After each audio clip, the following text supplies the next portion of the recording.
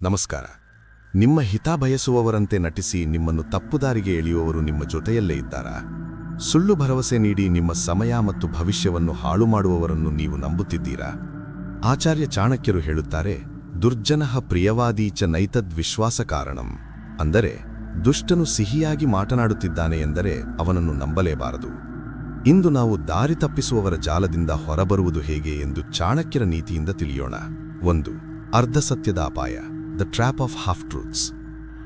ಚಾಣಕ್ಯರ ಮೊದಲ ಪಾಠ, ಅರಬರೆ ಮಾಹಿತಿ ನೀಡುವವನೇ ಅತಿ ದೊಡ್ಡ ವಂಚಕ. ದಾರಿ ತಪ್ಪಿಸುವವರು ನಿಮಗೆ ಪೂರ್ಣ ಸುಳ್ಳನ್ನು ಹೇಳುವುದಿಲ್ಲ, ಬದಲಿಗೆ ಅರ್ಧ ಸತ್ಯವನ್ನು ಹೇಳಿ ನಿಮ್ಮನ್ನು ಗೊಂದಲಕ್ಕೀಡು ಮಾಡುತ್ತಾರೆ. ಅವರು ನಿಮ್ಮ ಗುರಿಯ ಬಗ್ಗೆ ನಿಮಗೆ ಅನುಮಾನ ಮೂಡುವಂತೆ ಮಾಡುತ್ತಾರೆ. ಚಾಣಕ್ಯನ ಪ್ರಕಾರ ಯಾವುದೇ ಸಲಹೆಯನ್ನು ಸ್ವೀಕರಿಸುವ ಮುನ್ನ ಆ ವ್ಯಕ್ತಿಯ ಉದ್ದೇಶವನ್ನೊಮ್ಮೆ ಪರೀಕ್ಷಿಸಿ. ದಾರಿ ತೋರಿಸುವವನಿಗೆ ದಾರಿಯ ಅರಿವಿದೆಯೇ ಅಥವಾ ಅವನು ನಿಮ್ಮನ್ನು ದಾರಿ ತಪ್ಪಿಸುತ್ತಿದ್ದಾನೆಯೇ ಎಂದು ವಿವೇಚಿಸಿ. 2.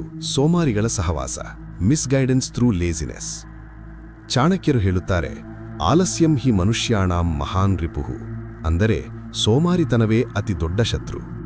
ಕೆಲವು ದಾರಿ ತಪ್ಪಿಸುವವರು ನಿಮಗೆ ನೇರವಾಗಿ ತೊಂದರೆ ಮಾಡುವುದಿಲ್ಲ, ಬದಲಿಗೆ ನಿಮ್ಮ ಶಿಸ್ತನ್ನು ಹಾಳು ಮಾಡುತ್ತಾರೆ. ಇಷ್ಟೆಲ್ಲ ಕಷ್ಟಪಟ್ಟು ಏನ್ ಮಾಡ್ತೀಯಾ, ನೋಡು ಅವನು ಆರಾಮವಾಗಿದ್ದಾನೆ ಎಂದು ಹೇಳಿ ನಿಮ್ಮ ಸಾಧನೆಯ ಹಾದಿಯನ್ನು ತಪ್ಪಿಸುತ್ತಾರೆ.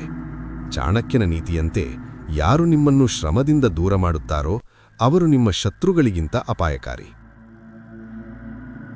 3. ಸ್ವಂತ ಬುದ್ಧಿಯೇ ಶ್ರೇಷ್ಠಾಸ್ತ್ರ, ಟ್ರಸ್ಟ್ ಯುವರ್ ಓನ್ ವಿಸ್ಡಮ್. ಚಾಣಕ್ಯನ ಪ್ರಕಾರ ನೂರಾರು ಜನರ ಸಲಹೆ ಕೇಳಿ, ಆದರೆ ನಿಮ್ಮ ವಿವೇಕದ ನಿರ್ಧಾರವನ್ನೇ ಪಾಲಿಸಿ.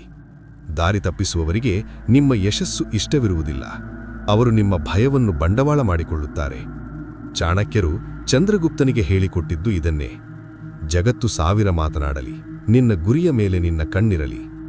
ಶಾಸ್ತ್ರಗಳ ಜ್ಞಾನ ಮತ್ತು ಗುರುವಿನ ಮಾರ್ಗದರ್ಶನವಿದ್ದರೆ ಯಾವ ಮಾಯಾವಿಯೂ ನಿಮ್ಮನ್ನು ದಾರಿ ತಪ್ಪಿಸಲು ಸಾಧ್ಯವಿಲ್ಲ. ದಾರಿ ತೋರಿಸುವವರು ದೀಪದಂತಿರಲಿ, ದಾರಿ ತಪ್ಪಿಸುವವರು ಕತ್ತಲೆಯಂತಿರಲಿ. ಕತ್ತಲೆಯನ್ನು ದೂರ ತಳ್ಳಿ ಜ್ಞಾನದ ಬೆಳಕಿನಲ್ಲಿ ಮುನ್ನಡೆಯಿರಿ. ನಿಮ್ಮ ಜೀವನದಲ್ಲಿ ಯಾರಾದರೂ ನಿಮ್ಮನ್ನು ದಾರಿ ತಪ್ಪಿಸಲು ಪ್ರಯತ್ನಿಸಿದ್ದಾರಾ? ಆ ಸಂದರ್ಭದಿಂದ ನೀವು ಹೇಗೆ ಹೊರಬಂದಿರಿ? ಕಮೆಂಟ್ನಲ್ಲಿ ತಿಳಿಸಿ. ತಪ್ಪು ದಾರಿಯಲ್ಲಿ ಸಾಗುತ್ತಿರುವ ನಿಮ್ಮ ಗೆಳೆಯರಿಗೆ ಈ ವಿಡಿಯೋ ಶೇರ್ ಮಾಡಿ ಅವರನ್ನು ಎಚ್ಚರಿಸಿ. ಸಬ್ಸ್ಕ್ರೈಬ್ ಆಗಲು ಮರೆಯಬೇಡಿ. ಸರಿಯಾದ ಹಾದಿಯಲ್ಲಿ ಸಾಗಿ ಸಾಧಿಸಿ. ಇದು ನಿಮ್ಮ ಚಾಣಕ್ಯ.